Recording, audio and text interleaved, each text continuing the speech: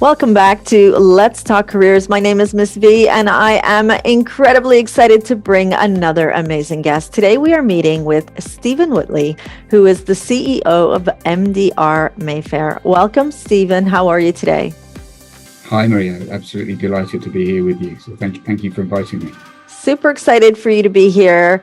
I am really excited to learn more about MDR Mayfair. But before we do that, I want to know why you decided to say yes. You didn't know me. I asked you this probably really weird question. Would you like to come and be a guest on my podcast? Why is it important for you to share your career journey with the youth? That's a good question, actually, Maria. What one I hadn't actually prepared for, but I think it's easy to answer. I think partly I think about my own journey as a student going through high school, and then following you on LinkedIn, seeing what you're doing, seeing how passionate you are about what you're doing, and how important that careers advice is to young people. And it was something that, frankly, was lacking when I was a student. There was, I think, the PE teacher was a designated careers advisor, and frankly was not particularly interested in that additional workload that had been pushed on him. So you're dedicating your professional life to this, and you're passionate about this. And I'm also passionate about young people. I've been involved through different programs. I was a volunteer at the SOS Children's Village. I did the Junior Achievement Program. I've coached kids' soccer teams, and I love to see kids grow and reach their potential. So that's the answer. That's amazing. I cannot wait to jump in. So without further ado, I'm going to take you on a little journey back in time. Tell us what it was like to be a teenager and how you found your way from those teenage years to really making a decision, or that first decision as to where you wanted to begin that career journey. Yeah, that takes me back to a time where I've spent a lot of my time, even recently, just thinking about that period. It's difficult being a teenager, as I think you will recall yourself, Maria, that it's not a plain sailing event. There's lots that you're trying to deal with, and there's some big decisions that need to be made. And I didn't help myself. I lost focus a little bit as a teenager. When I was probably 13, I was in the top set for pretty much every class I was in. But I just lost my focus a little bit and lost my direction. And my educational journey was impacted by this. And I thought long and hard about why that happened. And during those thought processes, I've sometimes searched for people to blame. Was it because of my parents? Was it the school? Was it the teachers? Was it my friends? And what I've concluded, it was me. I'm responsible for myself, and I made decisions that impacted that journey. I know what would have helped me a lot, Maria, was having somebody like you at the school to guide me. But at the end of the day, the decisions were mine, and as a result, I didn't go to university, and I went through a couple of different roles before I realised that I needed to build a strong career for myself. Living in Jersey, which is a well-established, well-regulated offshore financial jurisdiction, I was really keen to become part of that industry, and joined a company called a British merchant bank called they're called SG Hambros, as you would know them now. They were Hambros Bank then. I joined as a junior. I was the guy who made the tea, ran the errands, did the shredding, and just over a period of time, I managed to build on that start and noticed very early on when I entered that industry that it was a good choice because it was very much aligned with my own personal traits, which are, I think, a psychologist would say they're conservative or liberal traits, those of personal responsibility, hard work, a good work ethic, a desire to build people who around me, and that was very much aligned with the work I was doing, which was working with ultra high net worth families, sometimes complex families, and having that empathy and kind of caring nature to understand the complexities going on with those families. Whether they've got a small amount or a large amount of money, families still have complexities. And often we became a trusted advisor and got involved in some very personal matters with those families, which those personality traits really helped me to build my career on. It sounds to me, as you're retelling the story, that although you feel like you lost focus when you were younger, I feel like that was really the journey. And although for many parents, myself included, we don't want our children to go through struggle. We kind of want that paved way to be as easy as possible. But listening to your story, it sounds like character building was evolving. It sounds like you were really beginning to recognize who you were as an individual and how you could support society as well. So I think that learning is incredible. But with all things technology and how we're evolving, I do always say, does it have to be so challenging for our young people? Would you say that if it was not as challenging at that beginning, do you think that you still would have found your way, or do you think that journey helped you become the man that you are today? Another really good question, Maria. I think the latter point is definitely the journey has formed who I am today and the drive that I have, because I didn't take the traditional route that most of my colleagues did. However, the journey probably would have been a lot easier if I buckled down, focused, and realized, and that was my problem. I was immature and I didn't realize the importance until it was too late. I'd left school and thought, I'm now in the real world. I need to support myself, and at some point I'll need to support a family. So yeah, I think it definitely formed who I am, the journey. But if I had to choose, I could go back in time. It's not the journey I would probably choose. And I appreciate you saying that, because I think sometimes when we share these stories, that they're always happily ever after. And I think sometimes we override some of those challenging feelings, and young people are not really aware of what they are. So I appreciate that you say that. You know, it would have been nice to have an easier path.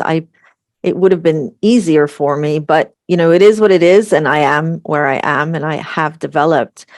Going back to that, I know that you say that you understood the importance of having a career and that it would provide you with a good income to support you and potentially a family. How did you understand the importance? I always wonder, when we're thinking about career guidance, how do we know that we're getting it right? So as you reflect back, what point in time did that importance kick in for you, where you thought, wait, this is really something I need to really pay attention to? I think that was a process that occurred very early on, after leaving school and seeing friends going on to university and realizing that they were on a completely different path, and looking around at people, you know, my father, for example, my uncles, all of whom had all sorts of jobs, from being in the police force to working in a bank, and they were supporting their children, helping their children, were a role model to that family unit. And I realized quite early on that this was going to be my role in life. And I think, and I was keen to get this into the discussion, that a really important part of my journey has been my wife, who I met when she was 18. Funnily enough, when she was, well, not funnily enough, but she was, we were out one evening, and we were on a coach trip going around Jersey, sampling some of the local pubs to celebrate somebody's 18th birthday. Somebody picked my wife up, took her to the end of the sea wall, and they both fell off. And that's how I met my wife. It's quite an interesting way to meet your partner. But I'm 55 now, and I was 21 when I met my wife. And she's been, an amazing support to me, and a great example to my children. So she's been a really solid part of my journey and supported me. As we'll probably get to, I've moved around, and wherever my career has taken me, she's been right behind me.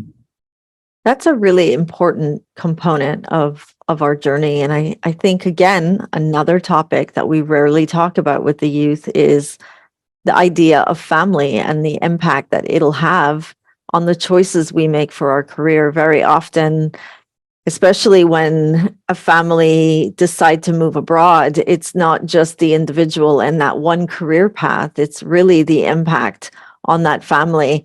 I'd love to dive in deeper. That's definitely a conversation for a panel discussion, but let's go back to you and the journey that you've taken. When I work with young people and we sit down and we talk about their ideal careers or their ideal occupations and the journey that they want to take, very often, especially here in the United Arab Emirates, when I sit with them, they think that they'll go from graduating secondary school, some going on to uni, and then becoming a managing director, a manager, and the ideal is to be a CEO.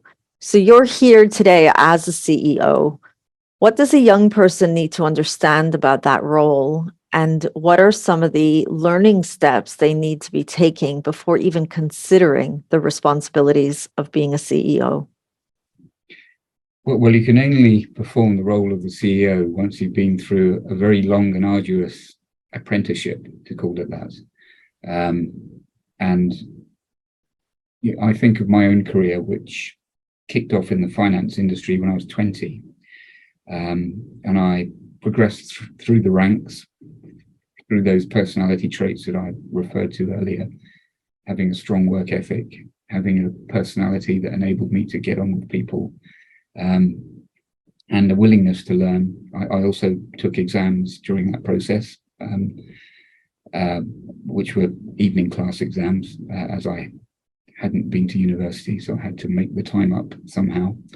And the learning never stops. I mean, I'm still learning now, and I've been doing in the same profession for 35 years. And those learnings can be around people, how to deal with people, how to deal with clients, about process, procedure, policy. So anyone who thinks that after graduating that they can move into a managerial role, that the theory that you learn going through an educational process, whether they're professional exams or a university education, are very important.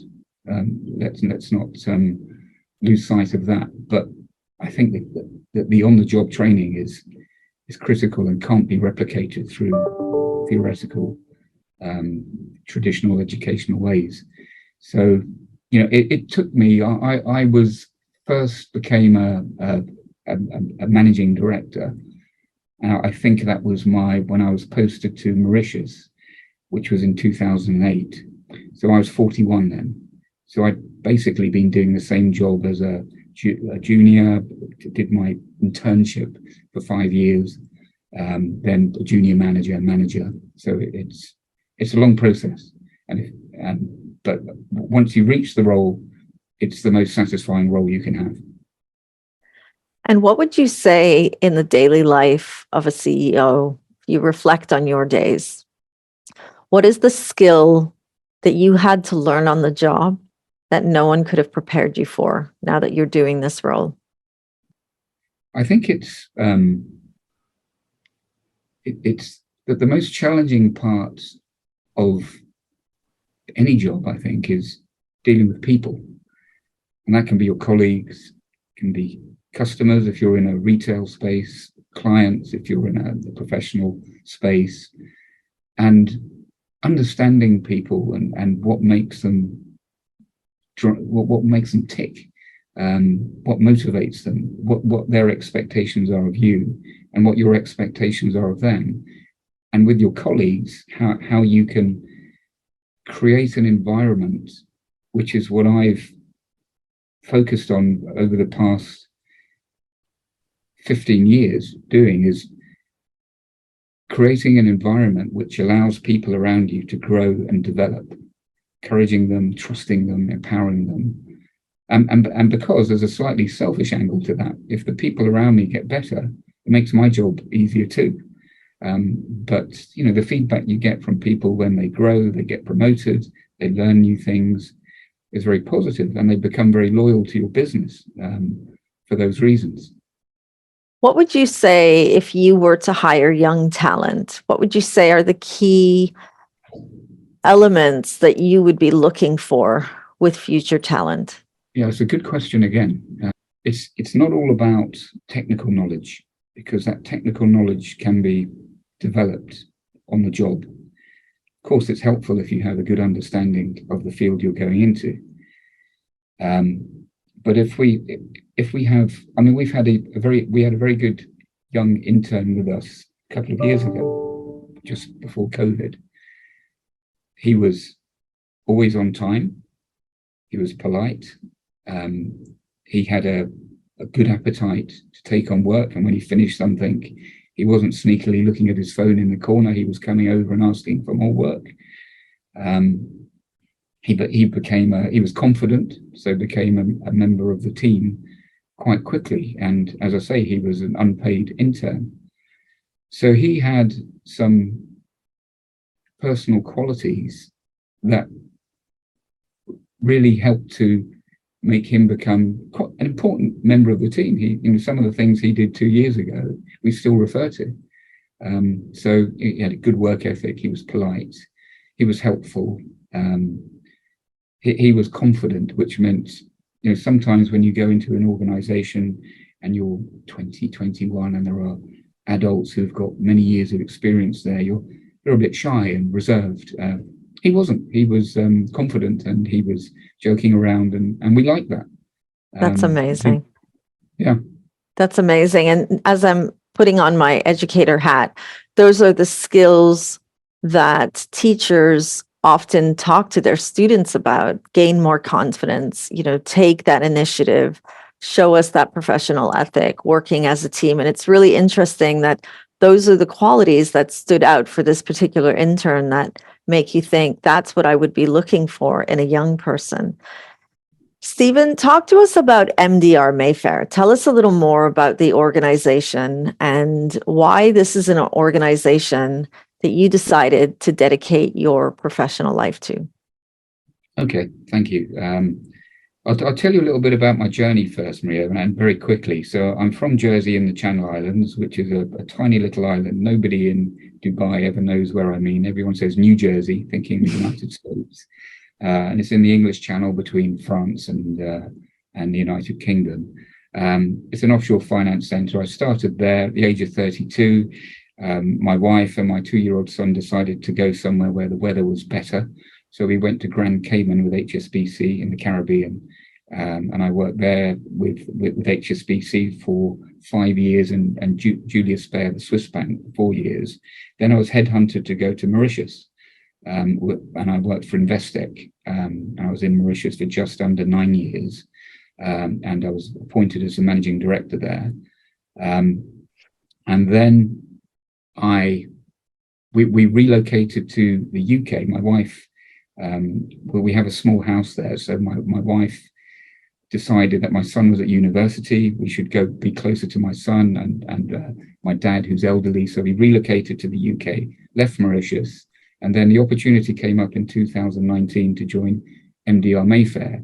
And I'd been with institutions such as HSBC, the Chase Manhattan Bank, Hambros, Investec, all big corporates.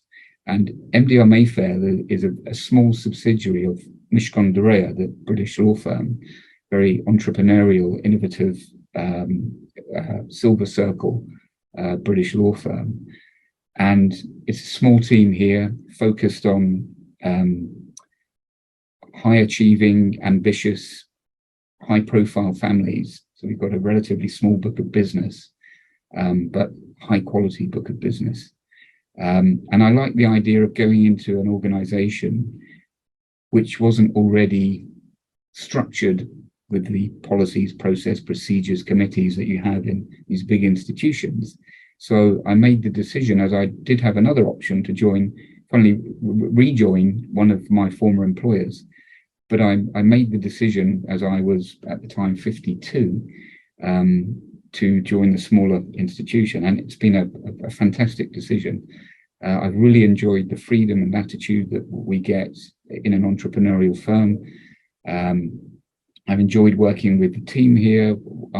I've applied what I refer to as my template, which is instilling corporate values, and making sure that the team contribute to those, understanding what those values are, and even adding to our list of values, one of them being the obligation to challenge. I tell the team that forget about corporate titles. If I do something that they don't agree with, if I put forward a suggestion they don't agree, they must challenge me. Not they have an option to challenge, they have an obligation to challenge me. And I'm subjected to 360-degree feedback from my team. And I think they were a little bit nervous to begin with to give feedback on the CEO, but they're now, because we've developed this environment of trust, that they're happy to tell me anything. And I find it very helpful because I can adjust. As I say, you're always learning. And I put in this template, which is policies, procedures, processes. Of course, we had those in place already, but I've enhanced and added to them. And also quarterly performance reviews for the staff, setting targets for them, and meeting with them once a quarter just to establish how they're doing. So yeah, I've really enjoyed that. And in addition to that, we're just in the process of launching a new service offering, which is a sports and entertainment offering, which is very similar to what we do for our complex, ambitious families that we work with. But it just tailored slightly to the fact that if you're in a professional sport, if you're an actor, a musician, those careers can be short or brought to a premature end by injury. So what we're trying to do is take care of all of the matters, everything from legal, tax, immigration, reputation, investments, personal security, brand management, and we've got over 20 service lines that we assist them with, to speaking to them, and this will resonate with you, Maria, at an early point in their career about what are you going to do if you break your leg and you can't play football again, for example, when you're 25. What is your planning, and what else do you like? How can we start to plan for your post-career transition? And that's a really key part of the offering. And we've got links in with people who have a sporting education, an MSc and a sporting director qualification.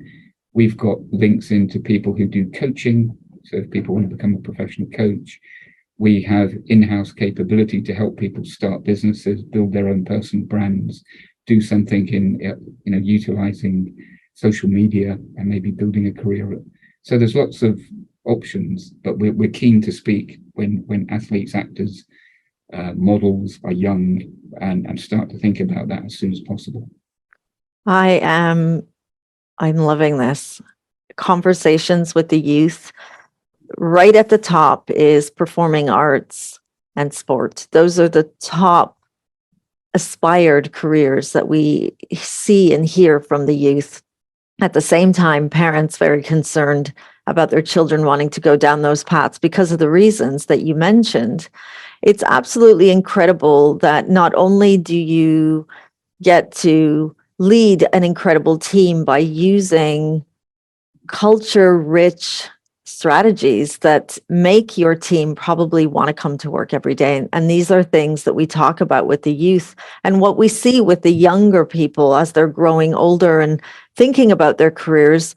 They're not going to just want to work anywhere. They really want to be working for an organization that aligns with their values, that has that healthy culture. So all of the things that you're implementing are really up my alley and totally resonating with everything we tell the youth. As you now start to work further and further into your targets, working with your team at MDR Mayfair, when you think about your own journey, where do you see yourself evolving into? And this is something I like to talk about, because with the youth, when we are talking about career, as you're helping with your clients in terms of helping them to become aware of that next milestone, should retirement come earlier than they think it will, we all have those journeys.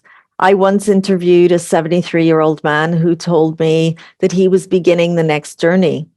He told me that, he had one more career that he wanted to get started, and he needed to get that started. As you think about your own career, Stephen, do you see yourself continuing down a corporate path? Do you see yourself helping in different capacities? What are some of those other milestones that maybe you never thought about before, but you're maybe now starting to think into that future? Yes. Well, when I left Mauritius, that was in 2016, and that was quite a stressful job, because not the work itself, but you take on a lot of people's problems, and there were some issues that people were struggling with in Mauritius, and I was volunteering at an orphanage and taking on some of the issues from some of the staff members in the office, and I didn't realize it, but it was causing a lot of stress for me. So when I left, I took 6 months off and was trying to figure out what the next direction was. And I thought that I'd love to work with kids.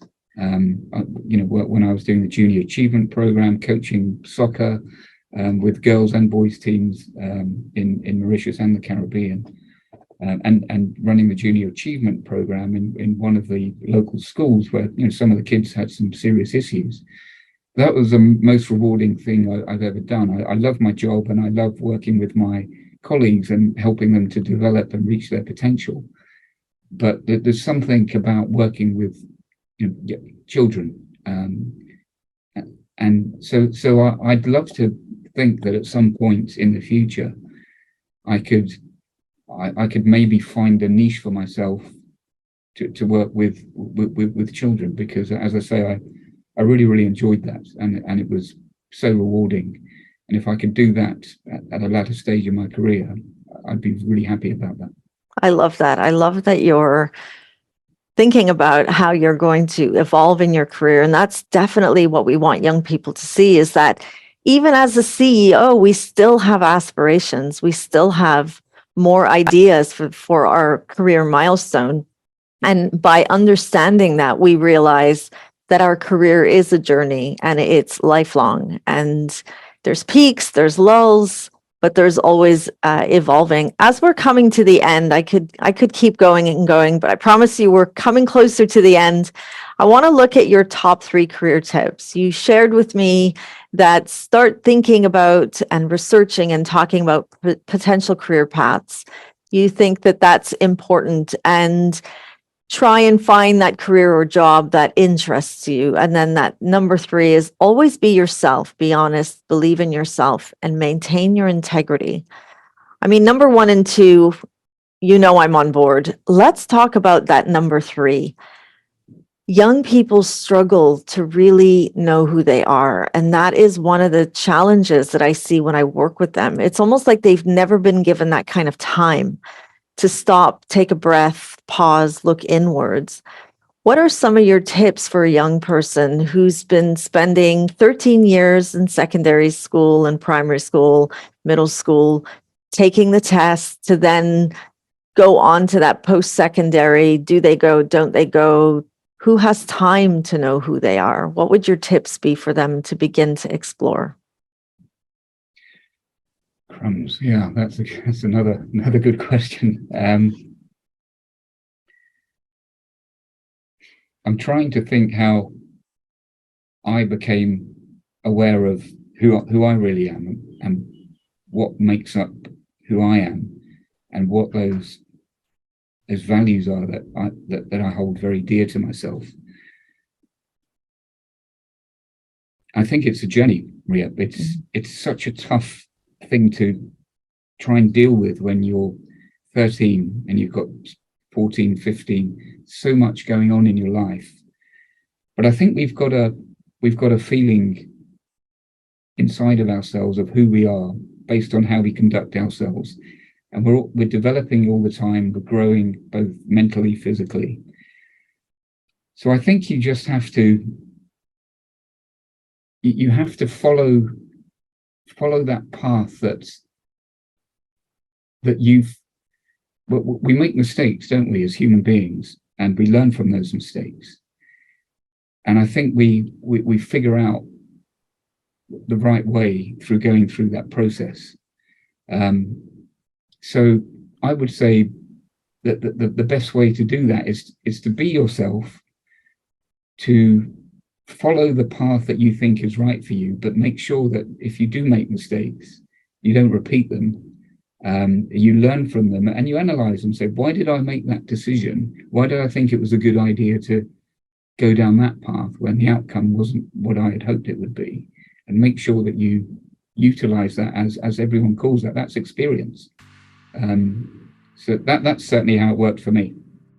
I love it. So the journey is the learning. It's life experience, spending time reflecting, asking ourselves why, and learning from our mistakes so that we don't have to make them again. Thank you so much, Stephen, for being with me today and for sharing your career journey, some of those insights, and also for normalizing some of the vulnerabilities young people might have, just like you did when you were much younger. Thank you for watching, everyone, and thank you, Stephen. We were speaking with Stephen Whitley, who is the CEO of MDR Mayfair. Thank you, everyone, for watching, and I will see you at our next Let's Talk Careers with Miss V.